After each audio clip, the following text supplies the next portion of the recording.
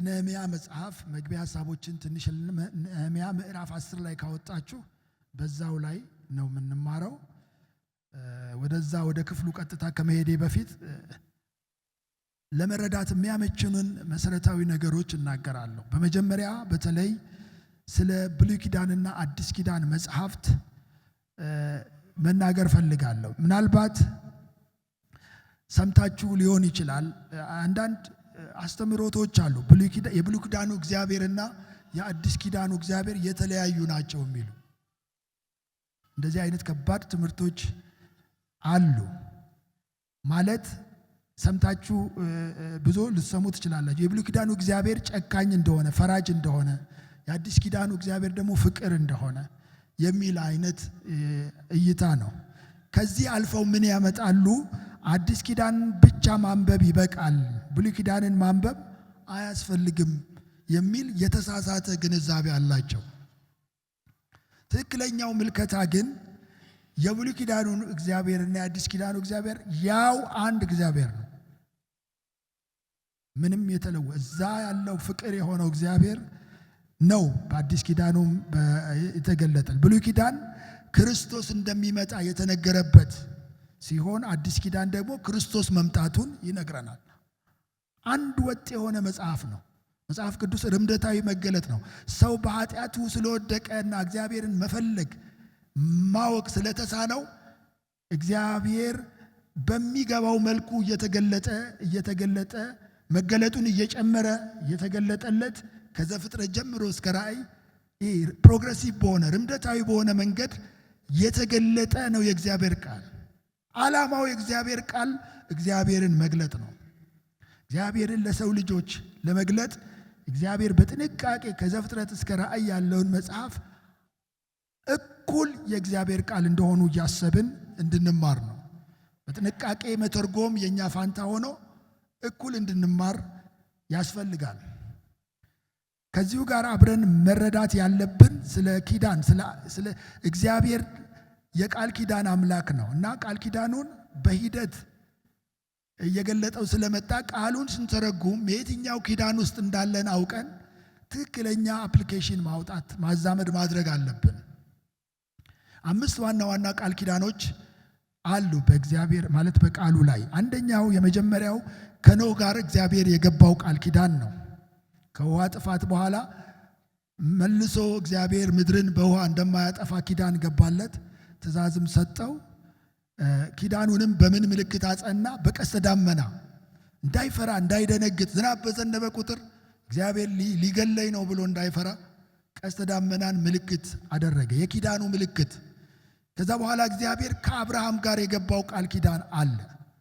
አብርሃምን ከሀገር ከዘመዶች ከቤተሰቦች ተለይተው ውጣ ብሎ ኪዳን ገባለት።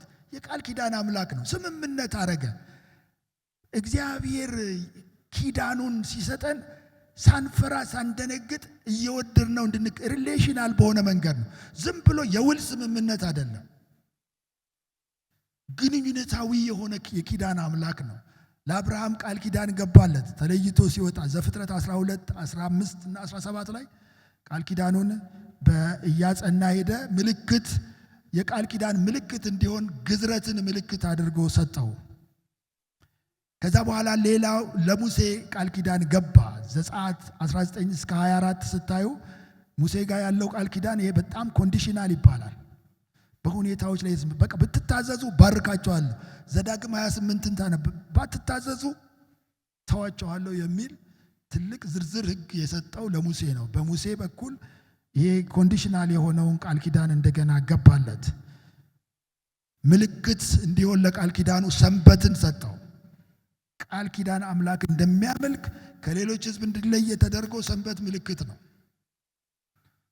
ብዙ ስለ ኪዳን ለማስተማር አይደለም፣ ለዛኛው ትምህርቴ ስለሚጠቅመኝ መፍጠን አለብኝ።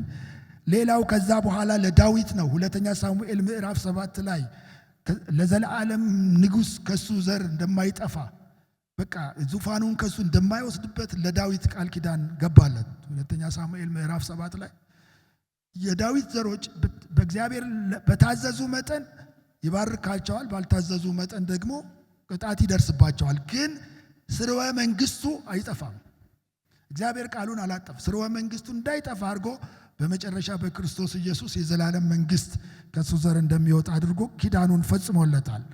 በመጨረሻ እዛው ብሉይ ኪዳን ላይ ኤርምያስ 31 ከቁጥር 31 እስከ 34 ላይ አዲሱን ኪዳን እግዚአብሔር ገባ። በጣም የሚገርም ነው። በቃ አዲስ ልብ ሰጣችኋለሁ፣ ሕጌን በልቦናችሁ ጽፋለሁ፣ ኃጢአታችሁን ሁሉ ይቅር እላለሁ። ኪዳን ገባ ማለት ነው። አዲስ ኪዳን። ይሄ በወንጌል ላይ የተገለጸ ነው። በክርስቶስ በኩል በደሙ በኩል የሆነ ኪዳን ነው። ምልክት እንዲሆን ኮሚኒየን ቅዱስ ቁርባን ሪሌሽን አለው። እግዚአብሔር ግንኙነታዊ አምላክ ነው። ቅዱስ ቁርባንን እንደ እስክመጣ ድረስ ጠብቁ ብሎ እንደ ምልክት የአዲስ ኪዳን አማኞች እንደሆንን የሚያሳይ ምልክት አድርጎ ቅዱስ ቁርባን ወይም የጌታ እራትን ሥርዓት ሰጠ። ስለዚህ ምንድነው ለዛሬው ትምህርታችን እንዲረዳን አንዱ በአንዱ ላይ የተመሰረተ እግዚአብሔር በፕሮግሬሲቭ በርምደታዊ መልኩ ራሱን እየገለጠ መጥቶ ኪዳኑን እየፈጸመ እያሻሻለውም ወይም ደግሞ እንድንኖርለት ሁሉን ነገር እያደረገ ለሁሉም ኪዳኖች አንድ መሰረታዊ ነገር የቃል ኪዳን ዋና መሰረታዊ ነገር ይሄ ለጋብቻም ይሰራል። ዋናው የእግዚአብሔር ቃል ኪዳን ቱዌ አይደለም። ቃል ኪዳኑ የሚወጣው ከሱ ነው። መደራደር ምናምን የለም። ኪዳኑን የሚሰጠው እሱ ነው። የኪዳን ሰጪ አምላክ እሱ ነው። ይሄንን በደንብ እንድናውቅ ነው። በተለይ ኪዳን ከራሳችን የምንፈልገውን ነገር እናደርግልሃለን ብለን ኪዳን መግባት አንችልም።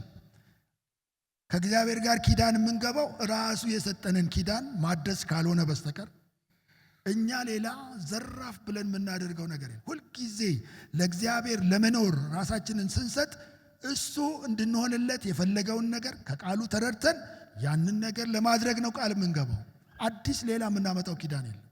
እግዚአብሔር በቃል ኪዳን ሕዝቡን ያድናል፣ ይመራል። ስለዚህ እኛ ቃሉን ስናነብ ስናጠና የእግዚአብሔር ቃል ኪዳን ይሄ ነው ብለን ቃሉን ነው እንጂ ኪዳን የምንገባው አዲስ እኛ ሐሳብ አዋተን የምንገባው ኪዳን የለም። በተሰጠን ኪዳን ውስጥ የምንኖር ኪዳኑ ሁኔታዎችን ላይ የተደገፈ ኮንዲሽናል ይሁን አንኮንዲሽናል የኛ ኦብሊጌሽን አለ። ኪዳን ውስጥ የምንገባው ሰዎች ማድረግ ያለብን ነገር አለ። በተለይ በአዲስ ኪዳን በጣም እግዚአብሔር በጣም በቃ ግንኙነት ሙሉ በሙሉ እኛን ይፈልገናል። የኪዳኑ ሕዝብ ከእግዚአብሔር ጋር ሙሉ በሙሉ ራሱን እንዲሰጠው ይፈልጋል። እሱም በጣም ትልቅ ነገር ነው ያደረገልን። ግን እኛም ደግሞ ዝም ብለን እንድንኖር አይደለም፣ በኪዳን ውስጥ እንድንኖር ነው የተፈለገው። ዛሬ በተለይ ነህምያ 10ን ስንማር በጣም ብዙ ነገር እንደምንማር አስባለሁኝ። እነዚህ ከምርኮ የተመለሱ ሰዎች በኪዳን እንዴት እንደታደሱ በኪዳን ውስጥ ያመጡትን ተሐድሶ ነው የምናየው እና ለእኛም ዘመን ያለውን መልእክት በጥንቃቄ ተርጉመን መታዘዝ እንዳለብን ነው እንድናስብ እና ጥቂት የነህምያን አውድና አወቃቀር ካየን በኋላ ቀጥታ 10 ላይ ገብተን ቃሉን እንማራለን። የነህምያ መጽሐፍ እንግዲህ እኔ የሊደርሺፕ መጽሐፍ እንደዚህ ኮምፓይልድ ሆኖ በአንድ ላይ ታጭቆ የተጻፈበት በጣም አስገራሚ መጽሐፍ ነው። ትክክለኛ መሪ መንፈሳዊ መሪ ሊያደርግና ሊኖር የሚገባውን ነገር በትክክል ያስቀመጠ መጽሐፍ ነው። በቃ የመሪ ችሎታንና የመሪ ደግሞ ቻሌንጅ ችግሮችን ሁሉ አጭቆ ያስቀመጠ መጽሐፍ ነው። መንፈሳዊ መሪ ከነህምያ መጽሐፍ ብዙ ይማራል። ነህምያ ምዕራፍ 1 ላይ ስትመለከቱ ነህምያ ከምቾት ቦታ ላይ ራእይ ተቀብሎ በጣም ጸልዮ አልቅሶ እግዚአብሔርን ምሪት የጠየቀበትን ነው የምታዩት። መሪ በትክክል ራእይ ከእግዚአብሔር ከተቀበለ በኋላ በትክክለኛ መንገድ ጸልዮ ከየት ተነስቶ የት እንደሚደርስ በጸሎት መቀበል አለበት ባይ ነኝ። በጸሎት ምሪት መቀበል አለበት።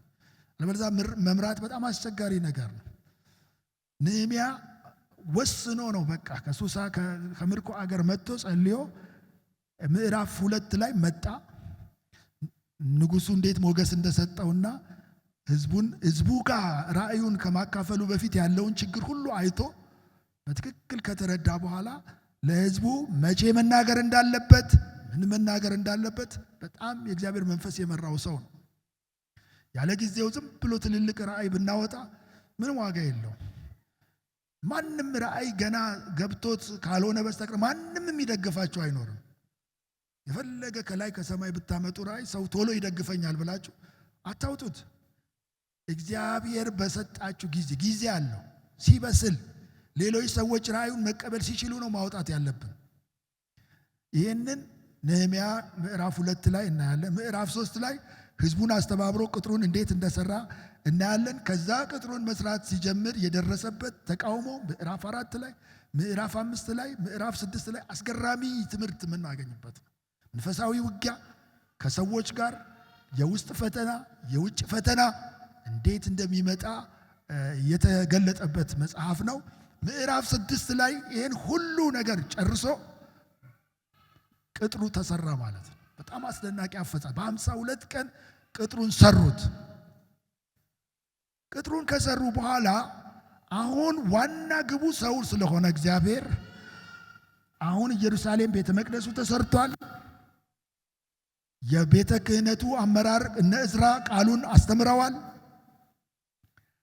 ከዛ በኋላ አሁን ቅጥሩ ደግሞ ኢየሩሳሌም ቅጥር ተሰራ። አሁን ሰዎችን ምዝገባ ጀመረ። ምዕራፍ 7 ላይ አገልጋዮቹን በቃ ቅድስና ትክክለኛ የእግዚአብሔር ሰዎች የሆኑ ሰዎች መለየት አለበት። ዝም ብሎ በጅምላ ማምለክ የለም። ከእግዚአብሔር ያልሆኑ ሰዎች አይመዘገቡም። መዘገበ፣ አደራጀና ምዕራፍ 8 ላይ ቃሉ መነበብ ተጀመረ። ለእግዚአብሔር የወገኑ የእግዚአብሔር የሆኑ ሰዎች ከምርኮ የተመለሱ ጌታን እንፈልጋለን የሚለው የቆረጡ ሰዎች ተሰበሰቡና ቃል ማንበብ ተጀመረ። ምዕራፍ 8 ላይ ቃሉ ሲነበብ አለቀሱበት። ደስታና ትንቅንቅ ነገር ያዛቸው። እግዚአብሔርን እንዴት እንደበደሉት፣ እግዚአብሔር ቢታዘዙት እንዴት አይነት መልካም አምላክ እንደሆነ የሙሴ ሕግ ሲነበብ አዩ።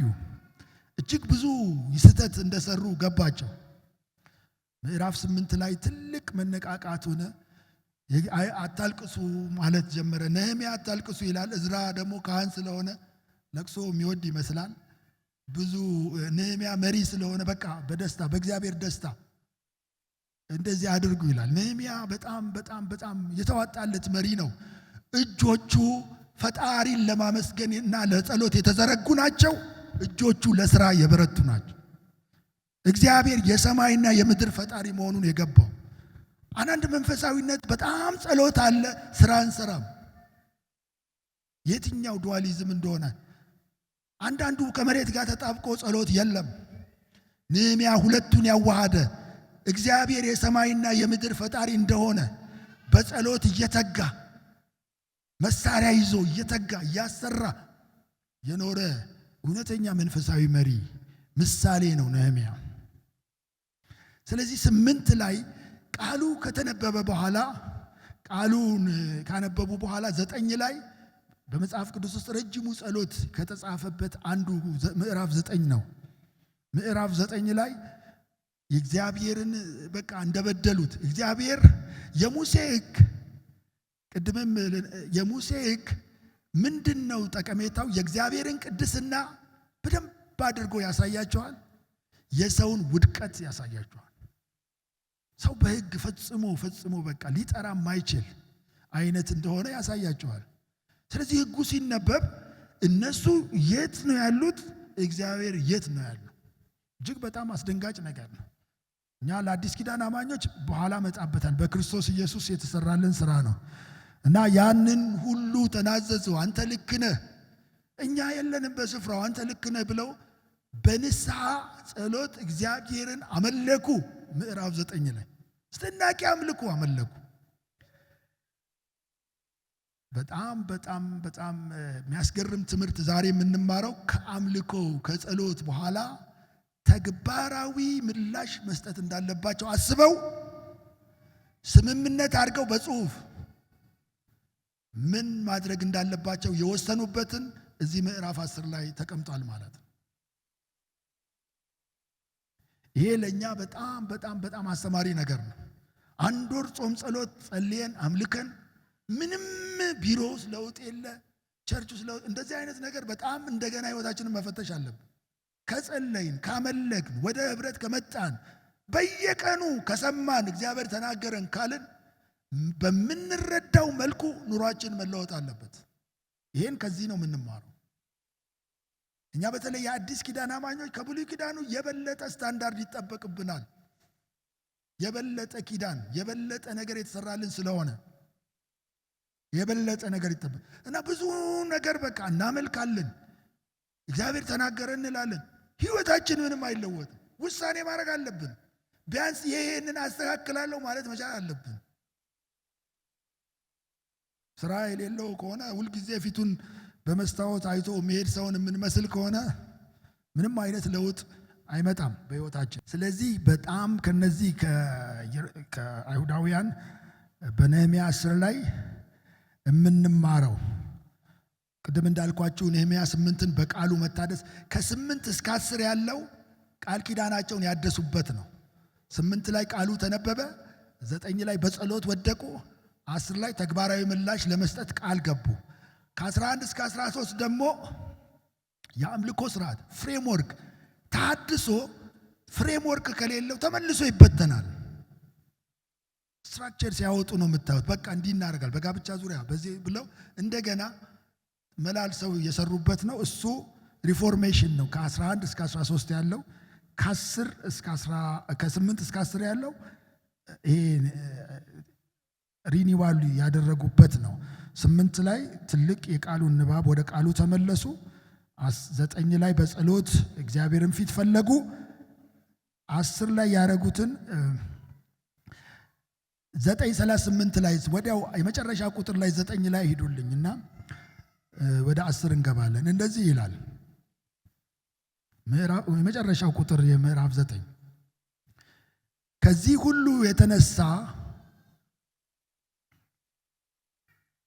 ከዚህ ሁሉ የተነሳም ጽሑፍ ላይ በማስፈር ግዴታ የምንገባበትን የውል ስምምነት እናደርጋለን። መሪዎቻችን ሌዋውያኖቻችንና ካህናቶቻችንም ማኅተሞቻቸውን ያኖሩበታል። ቃል ለመግባት ተስማሙ። አሁን በኋላ ኑሯችን ይለወጣል፣ ይሄን እናደርጋለን ብለን እንስማማለን ብለው የድሮ ትርጉም ቃል ኪዳን ገቡ ነው የሚለው፣ ውል ስምምነት ይለዋል። የፈረሙት ዝርዝር ከምዕራፍ 10 ከ1 እስከ 27 ተጽፏል። እሱን አላነበውም። ስም ነው። 84 ሰዎች ተጽፈዋል። ከምዕራፍ 10 ከቁጥር 1 እስከ 27 ስም ዝርዝራቸው እነዚህ ፊርማውን የፈረሙት ዋና ዋና ሰዎች ተጽፈዋል። በቃ እንስማማ፣ ጸልየን አምልከን ምንም በቃ ዝም ብለን አንሄድም፣ ይሄን በኪዳኑ መሰረት ይሄን እናደርጋለን ብለን ቃል መግባት አለብን ብለው ተስማሙ። አንዳንዴ የሰው ዝርዝር ጽሑፉ በግላችን ምንም መዝለል የለብንም። የእግዚአብሔርን ቃል ስናነብ አሁን ጊዜ ነው እንጂ ማንበብ ሁሉ ነገር ትርጉም አለው፣ ያስተምረናል። ቢያንስ እንደው ትክክለኛ እንደው ሪፖርት መጻፍ መንፈሳዊነት ማይመስለን ሰዎችን ያስተምረናል። በደንብ በሪፖርት መጻፍ አለበት። ነገሮች በስርዓት መሰራት አለባቸው። እነዛም እኮ መንፈሳዊ ናቸው። እነ ዕዝራ ሁሉን እስቲ ተመልከቱ። ሰውን በስርዓት የመምራት ነገር አላቸው። ሌላው ከዛ የምንስማማው የስምምነት ነገር በጣም በጣም በጣም አስፈላጊ ነው። በጣም ካልተስማማን ምንም ስራ መስራት አንችልም። ለእግዚአብሔር ሕዝብ ትልቅ ፓወር የመንፈስ ቅዱስ መገለጥ፣ መቀባበል፣ ላልሆነ ነገር ልዩነት የሚፈጥር ሰው ብዙ ሐሳብ ያለው ፍጡር ነው። በክርስቶስ በሆነው ነገር አንድ መንፈስ ይዞ መነሳት ምንም አማራጭ የሌለው ነገር። አንድ መንፈስ። አሁን እኮ ጾም ጸሎት ቢታወጅ ራሱ ግማሹ በቃ ምንም ተስማምቶ እንኳን አንድ ቀን ለመጸለይ በጣም አስቸጋሪ ነው። አሁኑ ጊዜ እንትናችን ግን ሐዋርያው ጳውሎስ ራሱ ኤፌሶንን እንኳን ሲጽፍ ከሁሉ በፊት የመንፈስን አንድነት ጠብቁ፣ ግድ የለም አንድ መንፈስ በቃ እሺ የሚል በቅንነት አንድ ቢኮን ትልቅ የእግዚአብሔር ክብር እንደሚገለጥ አልጠራጠርም። እግዚአብሔር ቃል ስለሚል እነዚህ ሰዎች ተስማሙ።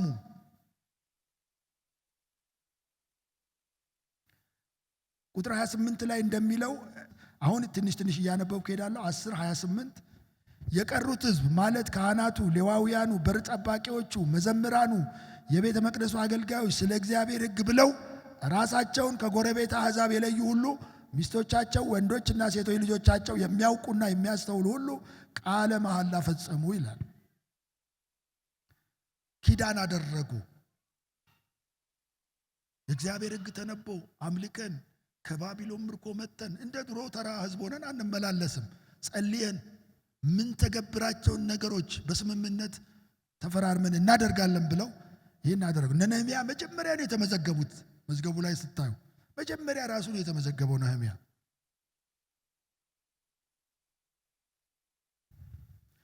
በቃ እግዚአብሔር በሙሴ በኩል የገባላቸውን ኪዳን ለመፈጸም ነው የተስማሙት። እነዚህን 4 ስምምነቶች ነው ዛሬ ቶሎ ብለን አይተን ለራሳችን እንድናዝ 4 ዋና የስምምነት አደረጉ።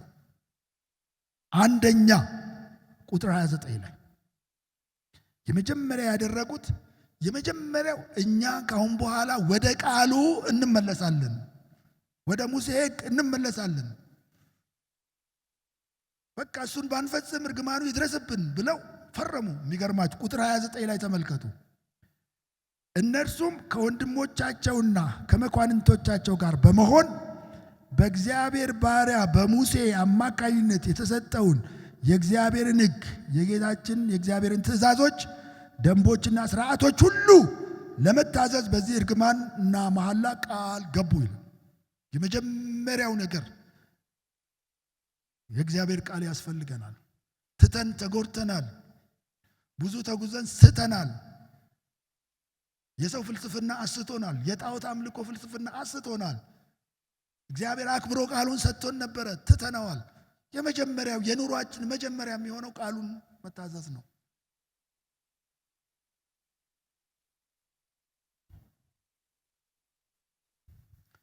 ወደ ቃሉ በመመለስ ለመኖር ቃል ገቡ።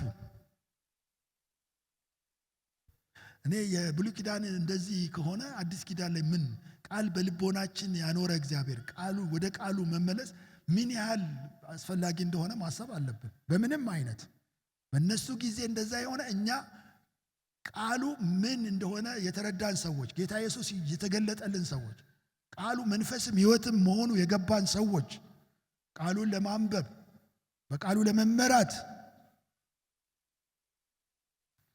ድነናል እንደፈለገን እንሁን የሚባል ይሄ የረከሰ አመለካከት መወራትም የለበትም። አይመለከተንም። እንዲህ አይነት ዲስከሽን አይመለከተንም። የዳነ ሰው የሚኖርበት ስታንዳርድ መጽሐፍ ቅዱስ በትክክል አስቀምጧል። ቃሉን መኖር መታዘዝ አማኞች ሁሉ ተግባር ሊሆን ይገባል። ይህ የመመለስና የንስሐ ፍሬያችን እግዚአብሔርን ስንታዘዝ ወደ ቃሉ መመለስ ለአዲስ ኪዳን አማኞችም እጅግ በጣም አስፈላጊ ነገር ነው። መጽሐፍ ቅዱስ እስትንፋሰ መለኮት ነው። የእግዚአብሔር ቃል ነው። ዘላለማዊ ነው። የበላይ ባለስልጣን ነው። ስህተት የለሽ ነው። ከወርቅና ከብር ይልቅ የተፈተነ ነው። በቂ ነው። እግዚአብሔርን ቃል ስናነብ ምን እያሰብን ነው የምናነበው? ጊዜ የማይሽረው ዘላለማዊ ቃል እንደሆነ አስበን ማንበብ አለብን። ሌላው እውነት ኦብጀክቲቭ ትሩዝ እውነት በትክክል የተገለጸበት በትክክል እየተረጎምን ካጠናን እውነት ነው የእግዚአብሔር ቃል። ዛሬ እውነት የለም አንጻራዊ ነው፣ ሰው የፈለገውን ማድረግ ይችላል የሚባልበት ዘመን የተጨበጠ ቃል በእጃችን ባፋችን አድርጎ የሰጠን ነው እግዚአብሔር።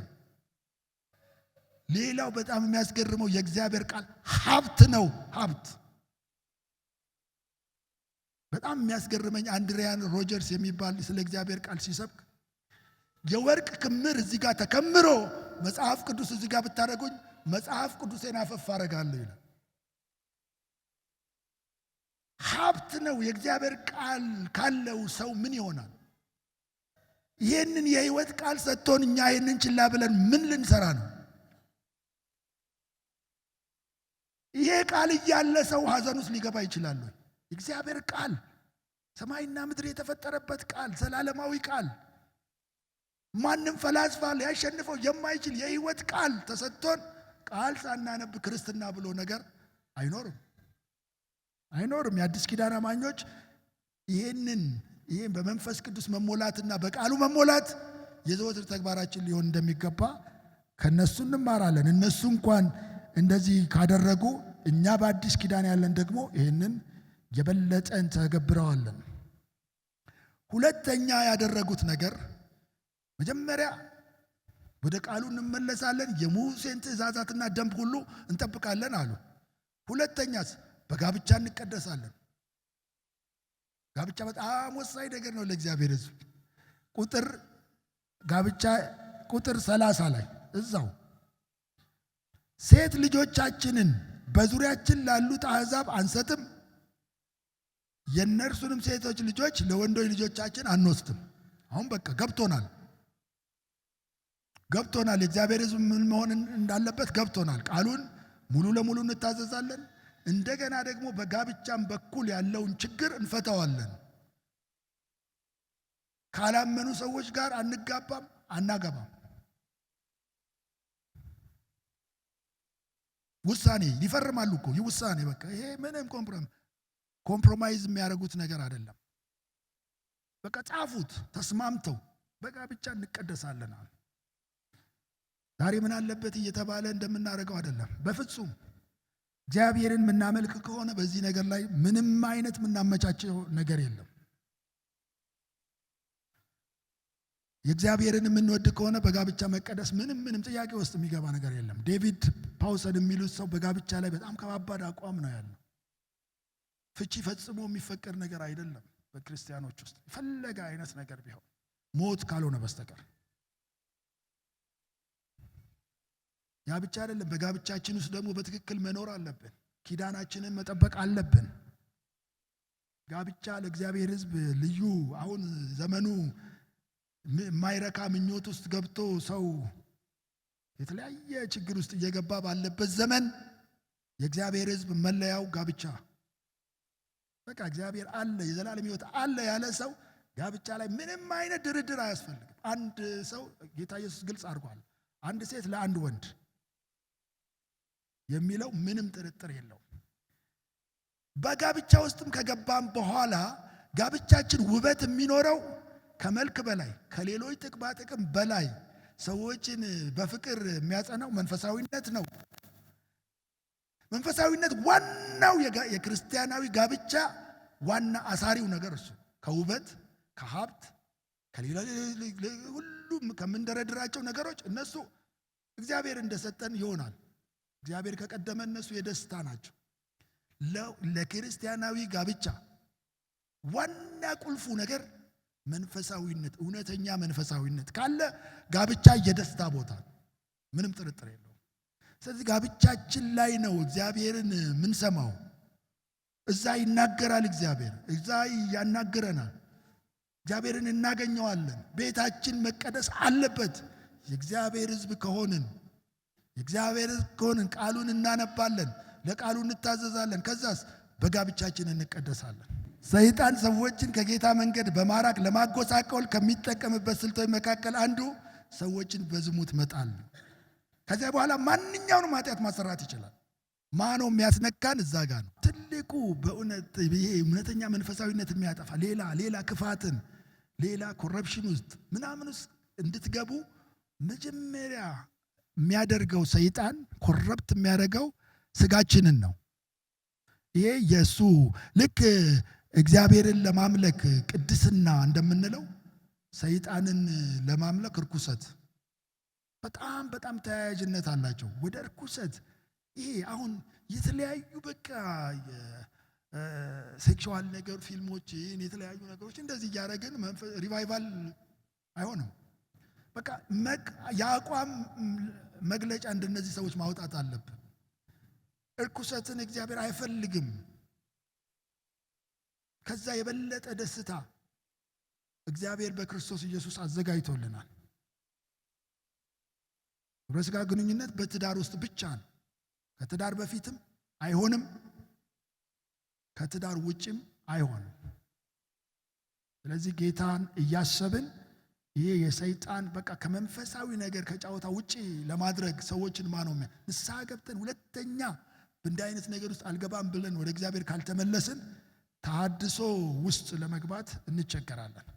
ስለዚህ እነዚህ የነህምያ ዘመን ሰዎች የእግዚአብሔርን ቃል ስተነው ነበር፣ ወደሱ እንመለሳለን እንታዘዛለን አሉ። አንደኛ። ሁለተኛ በጋብቻችን እንቀደሳለን አለ። ሶስተኛ በቁጥር 31 ላይ የሥራና የአምልኮ ስርዓታችንን ጊዜ ለመጠበቅ ቃል እንገባለናል።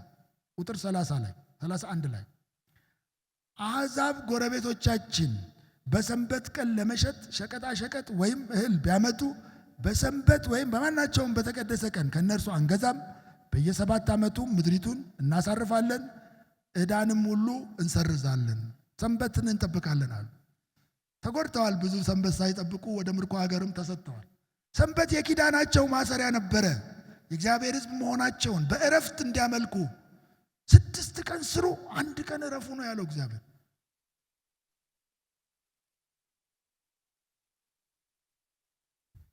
እኛ 6ቱን ቀን እያዝረከረክን እንቆይና እሁድ ላይ ብቻ ስራ አለብኝ እንላለን። እንደዛ አይሆንም። 6ቱን ቀን ጠንቅቀን መስራት ነው። ስራችንን በዛ ውስጥ ማቀድ ነው። እሁድን ለጌታ መስጠት ነው። ሲመቸን እየመጣን ሳይመቸን እየሄድን ይታዘበናል እግዚአብሔር። ቤተክርስቲያን በብዙ ጭንቀት ቃል ተዘጋጅታ አምልኮ ተዘጋጅታ ስትጠብቀን እኛ ሌላ ፕሮግራም ውስጥ የምንሄድበት ምንም ምክንያት የለም። የአዲስ ኪዳን አማኞች እነሱ እንደዛ ካሉ እንቀደሳለን አሉ። በሰንበት ቢዝነስን ማጧጧፍ ይቅርብን፣ ትልልቅ የሥራ ኦፖርቹኒቲ ቢኖሩም ይቅርብን ብለው ውሳኔ አስተላለፉ። ይሄ ወደ አዲስ ኪዳን ስናመጣው በቀን ብቻ የተገደበ አይደለም። ሁሉ ቀን በሰንበት ጌታ ነው። ሰው ግን ምን ልል ነው? በደንብ አስበን ለጌታ ጊዜ መስጠት እንዳለብን፣ በጌታ ፊት ማረፍ እንዳለብን፣ ሁል ጊዜ ያለማቋረጥ ስራ ውስጥ ገብተን ችግር ውስጥ መግባት እንደሌለብን ከነሱ እንማራለን። በነሱ ጊዜ ሰንበት በትክክል መጠበቅ አለበት። በእኛም ጊዜ ግን ሰንበት እንደነሱ ባለ ስርዓታዊ ሕግ እንድንጠብቅ ባንታዘዝም ግን ማረፍና እግዚአብሔርን ማምለክ በጣም አስፈላጊ ነገር ነው። ምንም ቀኖች ሁሉ ቀን እንደሮጥን ቢዝነስ ላይ ችግር ውስጥ እንዳንገባ። በቢዝነስ ምንም አይጠቅመንም። ከጌታ ጋር መኖር ነው የሚጠቅመን። ከጌታ ጋር መኖር ይጠቅመናል፣ ያየናል። እሱ ልባችንን ያያል። እሱን መውደድ አለብን። እውነተኛ መንፈሳዊነት መለማመድ አለብን። ስርዓት መያዝ አለብን። ማለት ስርዓት እንይዛለን አሉ እነሱ። የሆነ ከደህንነት ጋር ከምን ጋር አናያይዘው። ስርዓት በቃ መወሰን፣ በዚህ ቀን ይሄን እናደርጋለሁ ብሎ ስርዓት፣ ዲሲፕሊን የሆነ ላይፍ እንኖራለን። ደቀ መዝሙር ሁኑ አይደል የተባለው? በስርዓት ለመኖር የተጠራ ህዝብ ማለት ነው። ደቀ መዝሙር መሆን ማለት በስርዓት የሚኖር በፕላን የሚኖር ማለት ነው። ዝም ብሎ በቃ አልተሰማኝም እያለ ተሰምቶኛል እያለ የሚኖር ግራ የተጋባ ሰው አይደለም ደቀ መዝሙር። ደቀ መዝሙር በስርዓት የሚኖር ነው። ስርዓት ያስፈልጋል ማለት ነው። እነሱም ስርዓት እንጠብቃለን፣ ቢዝነሱንም በልክ እናደርጋለን፣ ሰንበትን እንጠብቃለን፣ በስርዓት እንኖራለን። ፈረሙ። እኛ በተለይ እንደ ቤተሰብ የሆነ ስርዓት ብናረግ ጥሩ ነው። በፋሚሊን ስንመራ እንደ ቸርችም የስርዓት ቦታ መሆን አለበት። ይህ ሁሉም እናደርገው እኮ እግዚአብሔርን እኮ የሚገኝበት እግዚአብሔርን እኮ የምናመልክበት ነው እኮ። የተበታተነ ሐሳብ እያመጣን ሪቫይቫልን ተሐድሶን ከምናጓትት በስርዓት ኖረን ደቀ መዝሙር ሆነን ደቀ መዝሙር የምናደርግ እንድንሆን ተልእኮ ያለን ሰዎች እንድንሆን ነው ጌታ ይጠራል። ስለዚህ የብሉይ ኪዳኖቹ እንደዛ ከታዘዙ እኛም የአዲስ ኪዳኖቹ ደግሞ በበለጠ ነገር እናደርጋለን ማለት ነው። ስለዚህ 4 ዋና ዋና ነገር ነው። የመጀመሪያው ቃሉን እናነባለን፣ እንታዘዛለን። ሁለተኛው በጋብቻ እንቀደሳለን፣ ቤታችንን በትክክል እንመራለን፣ በቅድስና እንመራለን። ሶስተኛ ሰንበትን እንጠብቃለን፣ ዲሲፕሊን የሆነ ህይወት እንኖራለን። ጽፈው እኮ ነው እንዲሁ ዝም ብለው አምልከው የሄዱ መሰላችሁ? በቃ ምንም በሚገባን ቋንቋ ማለት ነው። አንዳንድ ጊዜ በቃ ዝም ብሎ በቃ ሃሌሉያ ብለን ምንም የሚታይ ነገር የሌለበት አይነት አይፈልግም እግዚአብሔር። በሚገባን በትክክለኛው መንገድ መደራደር አለብን። የምናደርገውን ነገር ማድረግ በተለይ በቤተሰብ እንደ ቸርችም ቤተክርስቲያን በምትሰጠው ነገር ስርዓት ጠብቆ መሄድ በጣም በጣም በጣም ጠቃሚ ነው። አንዳንድ ጊዜ ይገርመኛል። ጾም ጸሎት እንኳን ሲታወጅ ሺህ ምክንያት ነው። በቃ አንዱ ሌላ ይላል፣ አንዱ ሌላ ይላል፣ አንዱ ውሃ ልጠጣ ይላል፣ አንዱ ቆሎ ይቻላል ይላል፣ አንዱ በዚህ ነው። ምን ስንቱን መልሰን እንችላለን? ምን ስንት በቃ ጾሙ በቃ ጾሙ። እስቲ ምን እንደሚሆን እናያለን። ትልቅ የእግዚአብሔርን መስማማት ምን አለ በቅንነት አንድ ቀን በቂ ምክንያት ያለው ሰው ኦኬ። ግን በቃ ቤተ ክርስቲያን ስታወጭ መታዘዝ አለብን። ብሉይ ኪዳን አማኞች እንደዚህ ካደረጉ እኛስ እንዴት? አራተኛው በጣም ረጅም ቦታ የሰጠው የአምልኮና የመስጠት ነገር ነው። ነህምያ 10 ከ32 በሙሉ አነበዋለሁ። ከ32 እስከ 39 ስለ መስጠት በተለይ የእግዚአብሔርን ቤት ስራ ቸል አንለውም። በቃ ካሁን በኋላ የእግዚአብሔር ቤት ስራ ልክ ቤታችንን እንደምንመራው እንበጅትለታለን፣ እናመልካለን፣ ሁሉ ነገር በኃላፊነት እንሰራለን።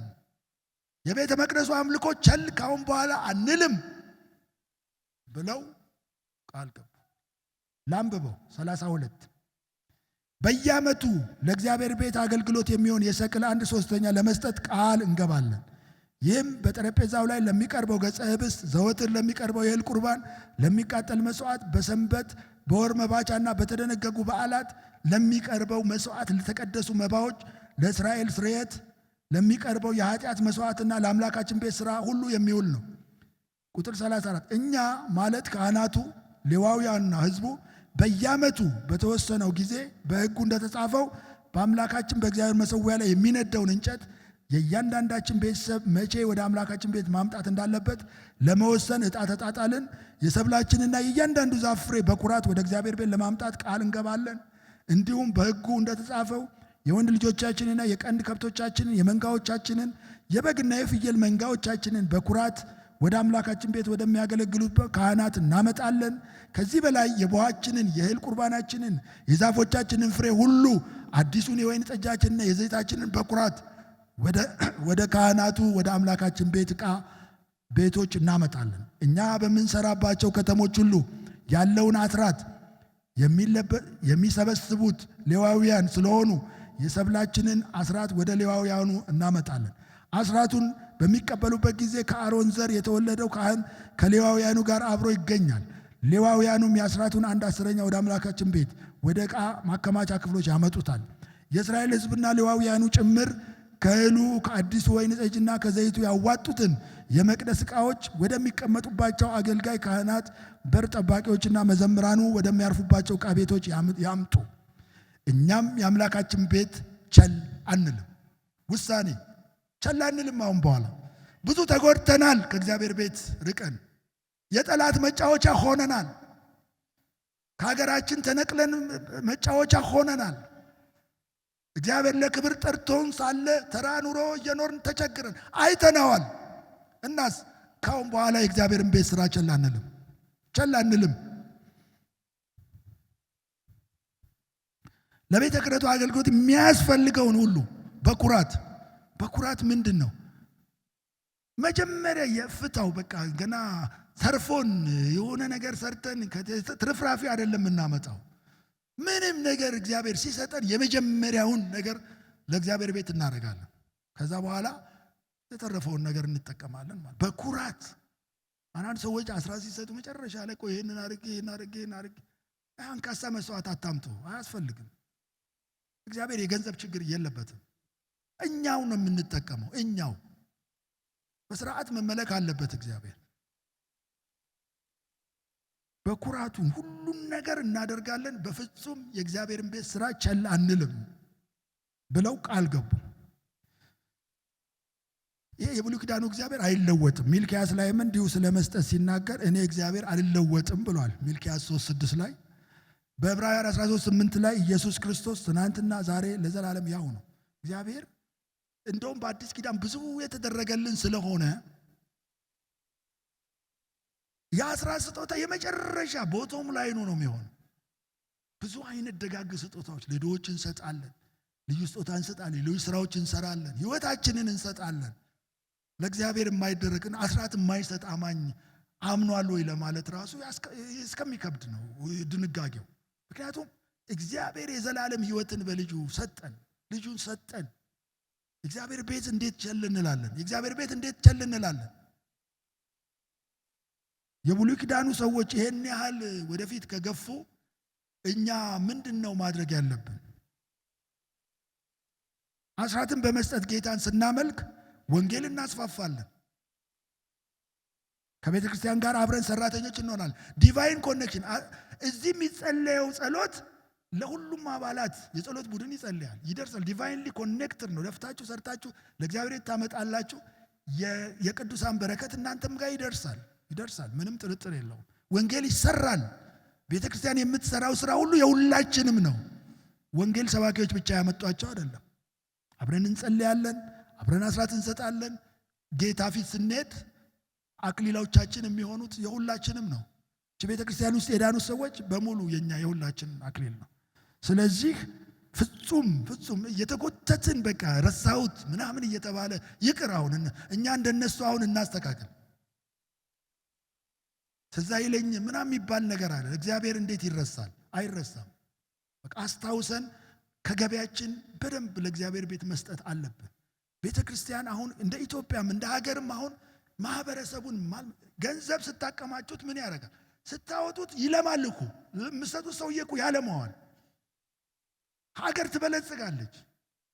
ብዙ አይነት ስራዎች እኮ መስራት ትችላለች ቤተ ክርስቲያን። ይሄ ተጸልዮ የቅዱሳን ገንዘብ የሚመጣው ልማት ላይ ቢሆን፣ ኮምፓሽን አገልግሎት፣ ሌሎች የድሆች መርዳት፣ ልማት ስራ ብትሰራ ቤተ ክርስቲያን ሀገርን አትለውጥም። ኢትዮጵያ ከለማኝነት ወደ ሰጭነት የምትለወጠው በቤተ ክርስቲያን መሪነት ነው ብዬ ነው ማምነው። ቤተ ክርስቲያን ቀዳሚውን ሩጫ የምትሮጥ ናት። እርዳታ ተቀባይ ከመሆን ይልቅ ሰጪ የመሆን ነገር ራእይ የሚወጣው ከዚህ ነው የሚወጣው። ምንም ጥርጥር የለውም። አምላካችን ይሄን ያደርገዋል። ጥርጥር የለንም። እንታዘዝ። እግዚአብሔር ትልቁን አምላክ፣ ሰማይ ፍጥረታትን የሚመግብ አምላክ፣ የሚጠብቅ አምላክ፣ የሚዋጋ አምላክ እያመለክን እኛ እዚህ ጋር ገንዘባችንን ዝም ብሎ የማይጠቅም ነገር ትተን እግዚአብሔርን አናሳዝንም። እነሱም በቃ አይ ገንዘባችንን እንሰጣለን፣ የበረከቱ ተካፋዮች እንሆናለን ብለው ቃል ገቡ ማለት ነው። እኛ ከገንዘብ በላይ ህይወታችንን እንድንሰጠው ነው እግዚአብሔር። በጣም ከሱ ጋር እንድንሆን እግዚአብሔር ይፈልጋል። የአዲስ ኪዳን አማኞች አንዳንድ ጊዜ የተለያየ ክርክር፣ በቃ አስራት ቀርቷል፣ በዚህ ነው እንደፈለግኩ ነው የሚባሉ ነገሮች ፍጹም መጽሐፍ ቅዱሳዊ አይደሉም። የአዲስ ኪዳን አማኞች ብዙ የተደረገልን፣ ልባችን የተቀየረልን፣ ጌታ አብሮን መኝታ የሚያነጥፍልን፣ የሚወደን፣ እስከ መጨረሻው የማይተወን፣ ወደ ዘላለም ቤት ይዞ የሚሄደን ጌታ አለን። በቂ የሆነ አምላክ አለን። የማያሳፍር ወዳጅ ብትሉ ኢየሱስ ብቻ ነው። በቃ ሰው በኃጢአት ስለወደቀ ወዳጅ በፍጹም ይሰብራችኋል። ሰው ላይ ልባችሁን ካረጋችሁ በምንም አቅጣጫ መሰበራችሁ አይቀርም። እውነተኛ ወዳጅ ጓደኛ ሆኖ ኢየሱስን ሰጠን። ሁሉንም ሆነልን። ኢየሱስ ካለን ሁሉ አለን። ስለዚህ በጌታ ደስ ይለናል። እኛም በነህምያ ዘመን ከአምልኮና ከጸሎት በኋላ ቃል እንደገቡት እኛም ዛሬ የሰማን ሰዎች፣ እኛም ዛሬ በልባችን ተጽፏል። ይገባቸዋል። መንፈስ ቅዱስ አለ። ዛሬ በሰማነው ቃል እኛ ሁላችን እንድንኖር ጌታ ይርዳን። መንፈስ ቅዱስ ይችን ቤተ ክርስቲያን ያግዝ።